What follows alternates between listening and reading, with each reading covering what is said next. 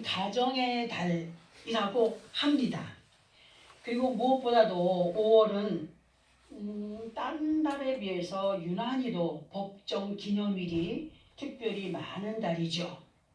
5월 1일은 근로자의 날, 5월 5일은 어린이날, 5월 8일은 어버이날, 5월 15일은 스승의 날, 5월 16일은 성년의 날, 그리고 5월 21일은 부부의 날입니다. 부부의 날. 날도 많죠, 그죠? 이 많은 법정 기념일들 중에서도 5월 가정의 달을 맞이해서 본문과 연결이 되는 가정 안에서도 정말 부부에 대하여서 잠깐 말씀을 드려보아야 되겠다 싶어서 준비를 해보았고, 또 부부의 날에 대한 것을 우리가 좀 알아야 되겠기에 한번 언급해 보려고 합니다. 부부의 날은 2003년도에 국회 청원을 거쳐서 2007년도부터 대통령의 영으로 달력에 표기가 되기 시작했습니다. 그리고 많은 날짜 중에 왜 하필이면 21일인가를 보면 남녀가 둘이 만나서 하나가 되었다고 해서 21일로 정하였다고 합니다. 이 부부의 날은 창원에서 목회를 하시던 목사님 부부에 의하여서 시작이 되었고, 그리고 그 부부의 날을 법정 기념일로 세우기 위하여서 창원 모 교회의 장로님으로 심호하시던 변호사님께서 서울을 오가시면서 수고하시는 것을 보았었습니다. 많은 사람들이 부부의 날은 또 알고 있더라고요. 보니까 부부의 날에 대해서는 알고 있는데, 근데 부부의 날에 대해서는 알고 있지만 부부의 10계명에 대해서는 또 모르는 분들이 많더라고요. 10계명에 대해서는 모르고 계시는 분이 많아서 잘 모르고 계시는 분들이 너무 있어서 잠시 또 말씀을 드려봅니다. 부부의 10계명은 첫째로 두 사람이 동시에 화내지 마라. 두 사람이 동시에 화나게 되면 어떻게 돼? 부딪혀 스파크나 불이. 둘째, 집에 불이 났을 때 이외에는 고함을 지르지 마라. 그리고 세 번째, 눈이 있어도 보지 말며 입이 있어도 실수하지 마라. 네 번째, 아내나 남편을 다른 사람과 비교하지 마라. 다섯 번째, 아픈 곳을 긁지 마라. 여섯 번째, 분을 품고 침상에 들지 마라. 일곱 번째, 처음 사랑을 잊지 마라. 여덟 번째, 결코 단정하지 마라. 아홉 번째, 숨기지 마라. 열 번째, 서로의 잘못을 감싸주고 사랑으로 부족함을 채워주도록 노력해라. 이렇게 10계명이 됩니다. 그런데 부부로 만나서 살다가 보면 어떻게 되는가요? 다들 살아봤으니까 알 거 아니에요. 응? 말하지 않아도 너무 잘 알아 우리. 응? 뜻대로 안 돼. 뜻대로 안 돼. 뜻대로 안 돼. 그러나 우리는 이 시간 가정의 달인 5월에 그 중에서도 많은 법정 기념일들이 있지만 정말 사회생활에서 모든 것의 시작점이 어디부터 시작이 될까요? 가정에서부터 시작이지 않습니까?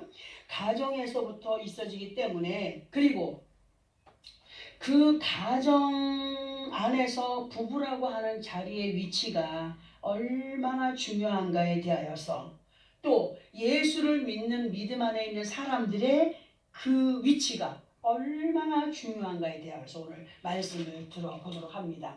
하나님께서는 인류 최초의 에덴 동산에 가정을 세우실 때에 아담에게 하와를 어떻게 소개했습니까?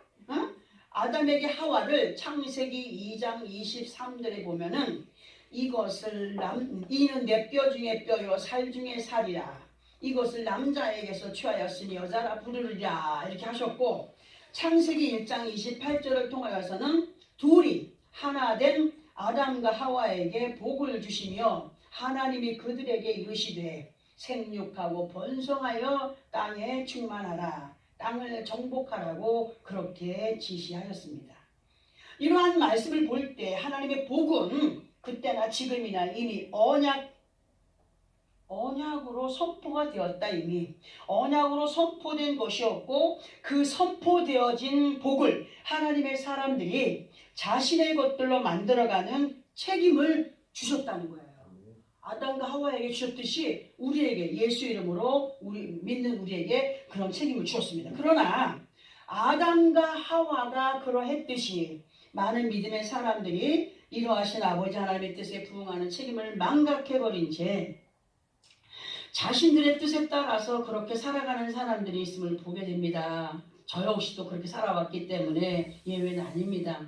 아버지 하나님의 말씀은 그때도 그랬고 지금도 역시 그러한 가운데에서 대를 이어가고 믿고 행할 말씀으로 책임을 다해가야 함에도 불구하고 현 시간 속에 살아가는 우리들의 모습을 보면은 아버지 하나님의 말씀 앞에 나라고 하는 자신을 정복하고 다스려가지 못하는 가운데 대를 이어가는 가정의 테두리 안에서 부모의 인간적인 모습들을 자식들이 고스란히 받아들이고 있다는 거예요.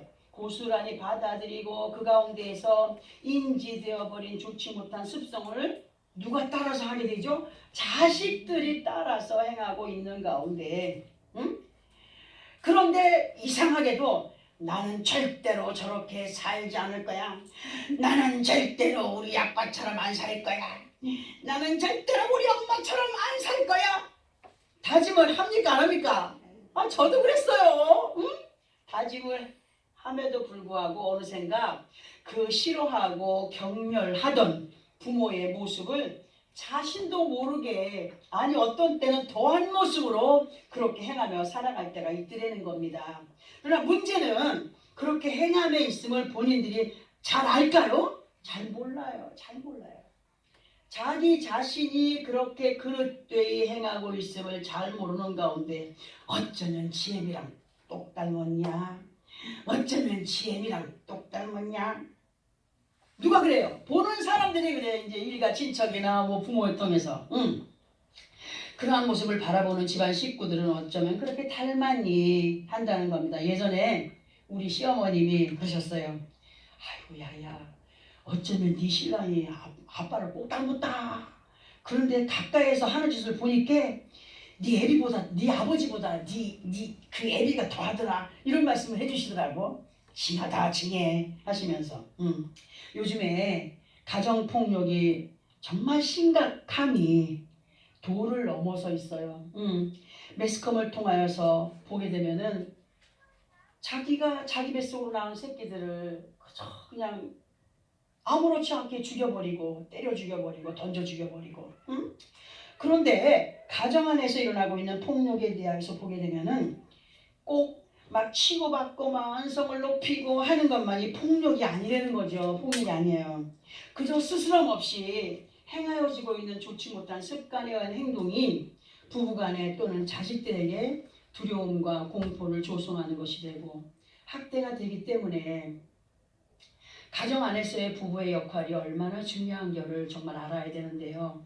이 시간 다른 어떤 가정들의 이야기보다도 나의 가정의 삶이 그러했기 때문에 그리고 그때 한창 부모의 사랑을 받아 누릴 나이에 우리 자식들 앞에 부모의 참된 그런 사랑의 모습을 보여주지 못한 것에 대한 아쉬움과 아픈 마음이 나이가 들어갈수록 더 한쪽 가슴에 응어리로 남아있더라고요. 그래서 또 행여라도 그 자식들이 가정을 이루고 살아가면서 알게 모르게 부모로부터 악영향이 되었던 그 모습들의 영향을 받지 않고 어떤 누구 앞에서든지 서로들에게 누가 되지 않는 삶을 살아가기를 원하여서 지금도 끊임없이 기도를 하고 있는데요.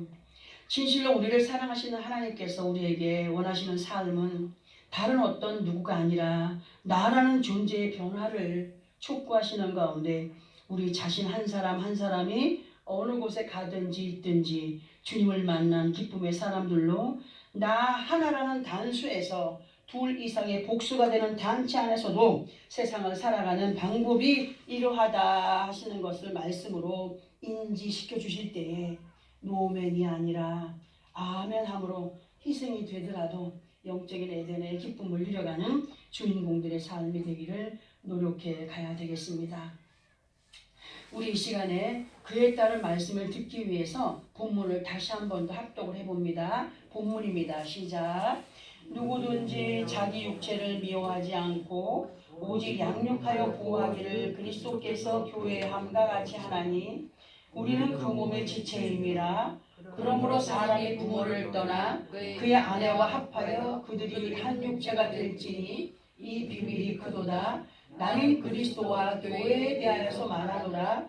그러나 너희도 각각 자기 아내 사랑하기를 자신같이 하고 아내도 자기 남편을 존경하라. 아멘. 자, 이 시간 본문의 말씀을 보면은 사도 바울께서 예수 그리스도가 교회들을 향한 사랑이 이러하시다 하시는 가운데 본문의 시작에서 보면은 누구든지 자기 육체를 미워하지 않고 오직 양육하여 보호하기를 그리스도께서 교회에 함과 같이 하나니, 이렇게 말씀이 기록되어 있습니다.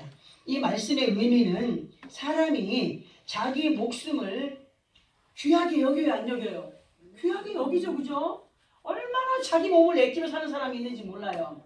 조금만 아프면 그냥 아프다 하고 엄살 부리고, 유난스럽게도 자기 몸은 챙겨요.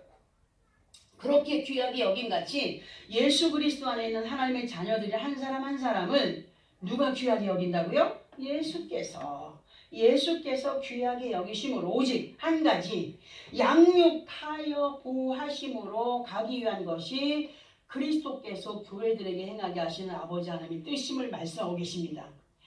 정말 내 몸을 내가 사랑하는 것처럼 우리 주님께서 나 같은 죄인을 너무너무 사랑하시고 말씀으로 양육하시고 성령으로 보호하며 인도하신 가운데 아버지 앞에 세움받기까지 그렇게 이끌어 가시는 주님의 귀하신 뜻이 여기에 기록되어 있다는 거예요.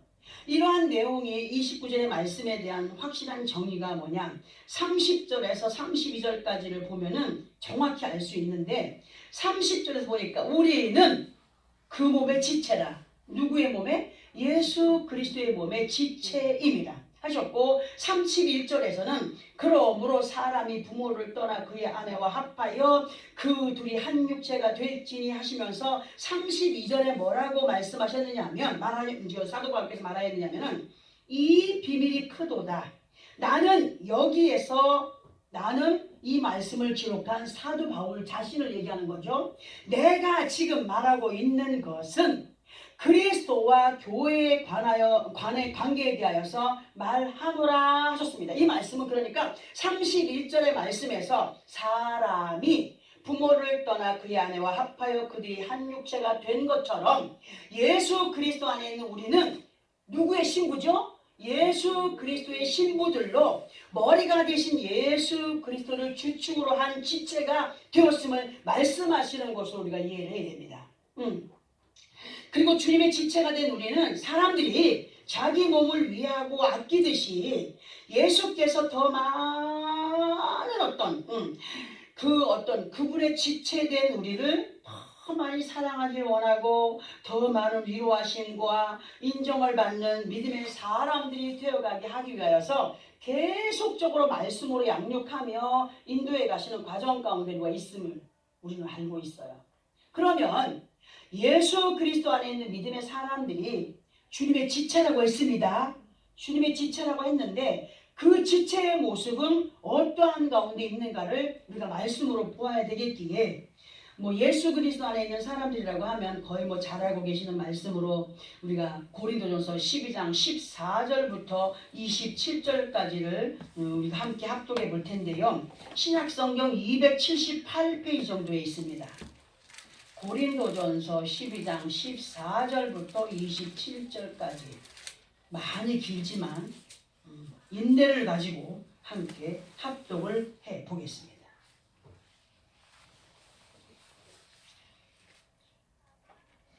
신약성경 278페이지 정도에 있습니다. 찾았으면 함께 합독합니다. 시작.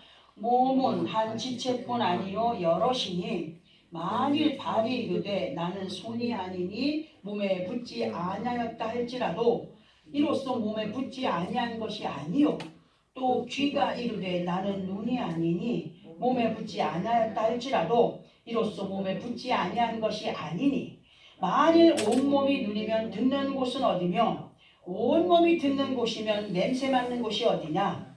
그러나 이제 하나님이 그 원하시는 대로 지체를 각각 몸에 두셨으니 만일 다 한 지체뿐이면 몸은 어디냐. 이제 지체는 많으나 몸은 하나라. 눈이 손도로 내가 너를 쓸데가 없다 하거나 또한 머리가 발도로 내가 너를 쓸데없다 하지 못하리라. 그뿐 아니라 더 약하게 보이는 몸의 지체가 도리어 요긴하고 우리의 몸에 덜 귀히 여기는 그것들을 더욱 귀한 것들로 입혀주며 우리의 아름답지 못한 지체는 더욱 아름다운 것을 얻느니라. 그런즉 우리의 아름다운 지체는 그럴 필요가 없느니라. 오직 하나님이 몸을 고르게 하여 부족한 지체에게 귀중함을 더하사 몸 가운데에서 분쟁이 없고 오직 여러 지체가 서로 같이 돌보게 하셨느니라. 만일 한 지체가 고통을 받으면 모든 지체가 함께 고통을 받고 한 지체가 영광을 얻으면 모든 지체가 함께 즐거워하느니라. 너희는 그리스도의 몸이요 지체의 각 부분이라. 아멘. 내 몸이 이거 하나로 그냥 이루어진 거예요? 아니죠. 내 몸 안에는 눈도 있고 코도 있고 귀도 있고 뭐 손도 있고 발도 있고 막 여러 각색의 많은 것들이 내 지체에 붙어 있습니다. 예수 그리스도 그분은 우리의 머리가 되시는 분이로 예수 안에 모든 사람들은 그분의 지체라고 말하고 있어요. 그런데 보니까 눈이 예를 들어 손들어 야 너는 쓸데가 없어. 그러면 몸에서 손이 없으면 불편해요 안 해요? 그렇듯이 예수 안에 있는 많은 사람들이 각자 자기의 맡겨진 일들을 감당해 갈 때 다 눈만 되면 어떻게 되겠느냐, 다 귀만 되면 어떻게 되겠느냐, 다 참견하는 자면 뭐 하겠느냐, 거기에는 솔선수범해서 열심히 일하는 사람도 있을 것이고 청소하는 사람도 있을 것이고 또 보면서 들으면서 배우는 사람도 있을 것이고 여러 사람이 있어요. 근데 중요한 게 뭐냐면 우리 몸에서도 제일 약하게 보이는 몸의 지체가 도리어 요긴하다는 말을 했어요. 우리가 아무리 먹고 움직인다 할지라도 배출할 수 있는 그 부분이 없다면 어떻게 돼요? 그 부분까지 맡겨진 사람들이 있다는 거예요. 그 사명까지. 그런데 그 우리 몸에 덜 귀히 여기는 그것들을 우리는 더 좋은 것들로 감싸고 있잖아요. 안 보이게 하려고 하고 하지 않습니까? 거친 것도 안 입고 가리잖아요. 더욱 귀한 것들로 입혀주며 우리 아름답지 못한 지체는 더욱 아름다운 것을 얻느니라 했어요. 이 결론이 뭐냐면 우리는 인간의 감정대로 내가 싫으면 싫고 좋으면 좋고 할 때 있지 않습니까? 근데 예수님은 그렇지 않다는 거죠. 사도 바울도 고백을 했어요. 자기가 잘나서 하나님의 그 사랑을 받은 것이 아니라 죄인 중에 괴수였기 때문에 그 은혜의 사랑을 받은 것이라고 말씀하지 않았습니까? 우리는 다 주님 앞에 죄인들이었어요. 잘난 사람 하나도 없었어요. 다 영적으로 볼 때 다 죄인이요 죽을 수밖에 없는 그런 사람들이었는데 하나님께서 명령하신 그 명령을 우리 예수님께서 받으시면서 나 죄 때문에 죽기 싫어요. 왜 내가 죄 때문에 죽어야 됩니까? 하셨다고요? 안 하셨다는 거예요. 말 없이. 지금 이 합독한 이 말씀을 간단 명료하게 말씀을 드려보자면 사람의 지체는 여러 가지 구성들로 이루어졌고 이렇게 여러 가지 구성들로 이루어진 몸을 갖고 살아가는 사람이 어찌 그 몸을 귀하게 여기지 않겠느냐. 너희는 예수 그리스도의 사람들로 각자들이지만 그러나 믿음 안에서 지체가 된 자들이다. 우리는 지체라고 그랬어요. 곧 머리가 되시는 예수를 주축으로 이루어진 단체들로 퍼즐판에 퍼즐 한 조각이 해결라도 없어졌다면 그림이 완성이 된다고 했습니까? 완성이 될 수가 없습니다. 그 한 조각의 퍼즐로 인하여서 그림의 완성은 볼 수가 없듯이 예수 그리스도를 믿는 믿음 안에서 어떤 모난 사람 하나 때문에 예수 그리스도의 이름에 누가 되거나 하나님의 영광을 가리우는 일이 없도록 맡겨주신 일들의 겸손히 믿음의 사명을 잘 감당해 가기를 바라시는 말씀으로 우리가 받아들여야 됩니다. 그리고 사람이 자신들의 수치스러운 부분들을 더 안 보이게 감싸듯이 서로에게 수치심을 보이지 않는 자들이 돼야 돼요. 나의 수치심. 근데 보면은 가끔가다 한 번씩 드러날 때가 있지 않습니까? 정말 못된 부분들이 드러날 때가 있어요. 우리는 질서 있게 행하여 가기를 정말 우리 주님이 바라시면서 우리 자신들에게 맡겨주신 일에 대한 믿음에 대한 충실한 사람들이 되어지기를 말씀으로 부탁을 하시면서 본문 마지막 부분이 되는 33절에서의 말씀이 뭐냐? 그러나 너희도 각각 자기의 아내 사랑하기를 자신같이 하고 아내도 자기 남편을 존경하라 이렇게 말씀했습니다. 그러면 이 말씀에서의 포인트가 뭐냐? 무조건 사랑하고 존경하라는 것이 아니에요. 사랑은 일방적인 것이 아니거든요. 존경도 일방적인 것이 아닙니다. 서로가 진심으로 사랑해야 되고 존경받을 사람들이 돼야 된다 그랬어요. 만약에 나는 존경하고 싶은데 그 사람이 존경받을지를 못할 때 존경이 됩니까 안 됩니까? 그게 문제라는 거죠. 우리에게서. 나는 사랑을 하는데 그 사람은 사랑받을 짓을 안 하는 거예요. 사랑할 수 있어요? 그러니까 뭐예요? 서로 사랑받을 짓을 하면서 사랑하면서 서로 존경받을 짓을 하면서 존경받을 사람들로 살아가기를 원한다고 부탁하시는 거예요. 어떤 사람에게만 일방적으로 사랑해라 사랑해라 이게 아니라 서로 사랑받을 조건을 갖고 나아가고 서로 존경받을 조건들을 갖춘 자들로 살아가기를 원한다라고 말씀하시는 거죠. 근데 어떤 사람들은요 교회에 나와서 무조건 자기는 안 하면서 사랑받기를 원하는 사람이 있어요. 얼마나 그게 모순된 점인가를 알아야 됩니다. 우리는 서로 사랑받을 짓을 하고 존경받을 짓을 하면서 그 사랑에 입덕한 존경에 입덕한 그런 믿음 안에 있어야 됩니다. 살다 보니까요 나만 사랑한다고 되는 거 아니더라고요. 하나님이 저 남편을 아들같이 사랑해라 사랑해라 네 알겠습니다 했는데 그게 되든가요? 안 되더라고요. 왜 사랑받을 짓을 안 하니까 너무 괴로웠어요. 너무 괴로웠어요. 그러나 주님이 말씀하시는 포인트 앞에서 말씀드렸죠. 사람의 감정으로는 사랑하거나 존경할 건덕지가 없어요. 보면 다 제 눈에 부족하게 보이더라고요. 왜 이렇게 살지? 왜 저렇게 살지? 왜 그건 못하지? 예수님께서 무지한 인생들을 사랑하신 같이 그 은혜 안에서 사랑할 거리들을 찾고 서로 존경할 거리들을 만들어가는 지혜로움이 누구에게 있어야 돼요? 우리 자신들에게 있어야 된다는 거예요.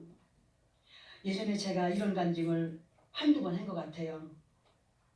예수를 믿는 어떤 분이 교회 갈 때는 교회 갈 때만 쓰는 모자가 있어요. 교회 갈 때만 들고 다니는 가방이 있어요. 또 교회 갈 때만 신는 백구두가 있어요.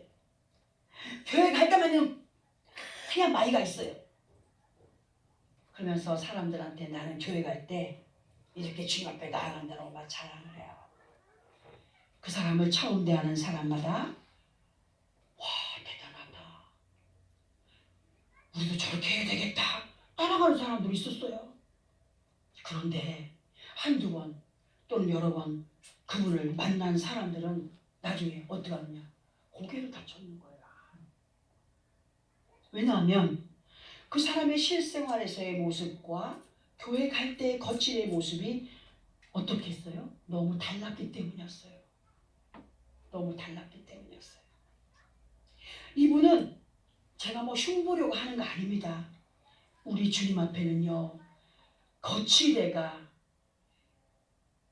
겉모습이 깨끗한 것도 중요하지만 우리 주님이 더 인정하시는 것은 그 마음의 깊은 곳에 감추어진 심령이라는 겁니다. 깨끗한 심령, 거짓 없는 심령, 그걸 바라시는 분이에요. 그 속 심령이 깨끗한 사람은 겉모습에서 그 모습이 나타나잖아요. 어딘가 모르게 좀 다르다. 속 심령이 깨끗한 사람은 겉으로 막 깨끗해 보이려고 하지 않아도 분명히 그 모습과 행동에서 보여지게 되어 있고 그렇지 못한 사람 또한 아무리 믿음이 있는 척 한다 해도 믿음 없는 모습과 행동이 은연중에 보여지게 되어 있다는 겁니다. 사람의 모습이 다 거기서 거긴 것 같아도 주님이 보시기에 합당한 믿음의 모습은 속사람으로 거짓 없는 사랑을 인정하시는 분이 주님이심을 알아야 됩니다. 오늘 이 시간 가정의 달을 맞이해서 가정 안에서 가족 그리고 가족의 시초가 되는 부부 그리고 믿음 안에서 예수 그리스도의 신부들로의 삶이 이러한 것이다에 대하여서 잠시 들었어요. 우리가 너무나 잘 알고 있는 종교개혁자 마틴 루터는요, 가정을 일컬어서 뭐라고 했냐면 하늘나라의 그림자라고 했대요. 하늘나라의 그림자. 그리고 가정은 작은 천국이라고 그렇게 말을 했다는 겁니다. 이 작은 가정 안에서의 천국이 가족들이 분포되어진 삶의 환경 가운데서 나 자신이 늘 누려가는 천국을 만들어가는 책임을 우리에게 주었다는 거예요. 예수 그리스도 안에 있는 모든 사람에게 주었다는 거예요. 내 앞에서 얘기했지만 사랑은 항상 뭐다? 상대적이다. 사랑받을 짓을 하고 존경받을 짓을 서로가 해야 된다는 거예요. 한 사람이 아니라. 응? 그런 역할의 주인공들이 되기를 말씀으로 가르쳐 인도하시지만 아직도 여전히 우리 안에서, 내 안에서, 자기 안에서의 만족만을 추구하는 욕심스러움을 버리지 못했기 때문에 자신의 뜻에 맞지 아니할 때 어떡합니까? 불평합니다. 정죄합니다. 평가합니다. 원망합니다. 그러면서 나도 모르게 한 번 한 것이 두 번 되고 두 번 한 것이 세 번 되면서 그것이 어떻게 되겠어요? 내 습관이 되어지더라고요. 불평 한 번 할 때에 처음에는 모르겠지만 나도 모르게 불평이 내 안에 인지되어 있어서 습관이 되어 있는 것을 볼 수 있지 않습니까? 그 한 번이 얼마나 무서운 건지 몰라요. 우리는 이제부터라도 내가 원하는 만족의 삶이 아니라 정말 주님께서 원하시는 만족의 삶이 되어야 됩니다. 주님이 우리에게 원하시는 것이 그것이거든요. 내가 맨날 뭐 아주 논다할지라도 항상 무시로 기도하면서 성령이 인도하시는 대로 움직여가고 행하여가고 우리 아들이 그러더라. 엄마 좀 쉬세요 하더라고. 야야 내가 쉬게 되면 내 몸뚱아리가 이거 되겠나. 그래 기름칠을 해가지고 움직여야 그래도 삐걱이 소리가 안 날 거 아니냐. 내가 그렇게 하고 대화할 때가 있습니다. 주님께서 원하시는 만족의 삶을 살아가기 위한 것은 내 안에서 책임감 있게 행해져야 된다는 사실. 안 되면 노력해야 된다는 것. 천국은 아무나 가나 그 천국 아무나 못 가. 아무나 못 가는 게 천국이에요. 갈 수 없어요. 내가 원한다고 해서 갈 수 있는 곳이 아니에요. 잠언서 22장 4절에서 6절까지를 보게 되면 겸손과 여호와를 경외함의 보상이 뭐냐? 재물과 영광과 생명이라고 했습니다. 여호와를 겸손함으로 경외함이 그 보상으로 재물과 영광과 생명이라고 했어요. 근데 5절에 보니까 패역한 자의 길에는 가시와 올무가 있거니와 영혼을 지키는 자는 이를 멀리한다. 뭐를 멀리해? 하나님께서 원하지 않는 짓거리들을 멀리해 가기를 노력한다는 겁니다. 응? 그리고 마땅히 행할 길을 아이에게 가르치라. 그리하면 늙어도 그것을 떠나지 아니하리라. 말로 가르친다고 해서 되는 것 아니에요. 무언으로, 무언의 행동이 그 아이들에게 가르침이 된다는 사실입니다. 응? 제가 예전에 주다 보니까 우리 애들이 자랑하는 거 아닙니다. 5살, 6살 때 제대로 그냥 저기 아직도 못하는 애들이 그냥 누구 하나 길을 물어보더라도 잠깐만요 하고 냉장고 열어서 요거트 갖다 주고 뭐 갖다 주고 그 나는 몰랐어요. 길거리 장사하는 할머니가 하루는 아이고 그 아가 아들입니까? 아이고 아가요. 내가 한번 뭘 물어보러 갔더만은 막 먹을 걸 얼마나 내두준지 그러면 칭찬을 하더라고요. 그게 보고 배운 보고 인지된 그리고 자기 몸에 습관으로 빼어진 말로 해서 가르친다고 되는 건 아니거든요. 부모의 모습에서 솔솔솔한 그런 행동이 자녀들이 나가서 그렇게 행동을 하는 거예요. 우리는 반드시 정말 아버지 앞에 겸손함으로 그 여호와를 경외하면 이 말씀을 듣고 그래 내가 교만했다. 하나님을 경외하지 못했구나. 이제 그 마음을 비우고 여호와를 경외함으로 그 보상으로 오는 재물과 영광과 생명을 누구의 것으로 만들어가야 되게요?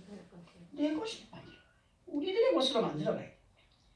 그러나 겸손도 경외함도 없이 자신들의 고집과 아집과 알고 있는 것으로 고집을 부리는 사람은 믿음 없이 행한 행위에 대한 결과를 가시와 올무로 나타내 보이겠다고 말씀하셨어요. 자신의 영혼을 지켜서 아버지 하나님의 뜻을 이루어야 한다는 믿음이 있는 사람은 패역한 길을 버린다고 했습니다. 이거 뭡니까? 내 잘못된 습성에서 돌아서는 사람들이 되어야 됩니다. 순간순간 내 잘못된 습성에서 돌아서 하나님 앞에 겸손함으로 그분을 경외함으로 말씀을 따라 순종해 가기를 원할 때에 하나님이 우리에게 필요한 것들을 공급해 가시는 하나님이라고 오늘 말씀해 주고 계십니다. 가정 안에서 마땅히 행할 일을 그 믿음 안에서 작은 천국을 이루어가는 믿음의 모습들을 믿음 안에서 하나님의 사람들에게 보여가고, 가정 안에서는 또 가정 안에서 부부가 자녀들에게 보여가고, 예수 믿는 사람으로 나아가서 믿지 않는 사람들에게 그 모습을 보여가는 것이 우리의 본분이라고 오늘 가르쳐주고 계십니다. 그러면 나이 들고 늙어서까지도 그 보고 배운 것을 아이들이 행한다고 하는 거예요. 잊어버리지 않고. 마찬가지로 예수 그리스도 안에서도 처음에는 행하기가 좀 어려워도 행하고 나면 얼마나 기쁨이 옵니까? 즐거움이 옵니다.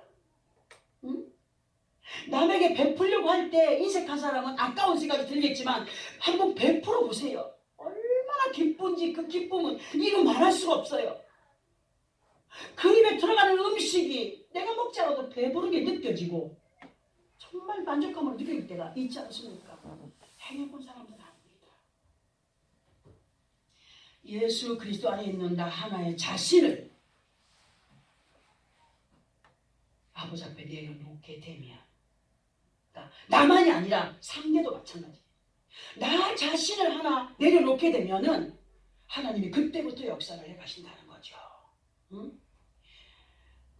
나 하나의 자신을 통하여서 그리고 예수 그리스도 하나 된 믿음의 삶의 모습의 영향을 어디서부터?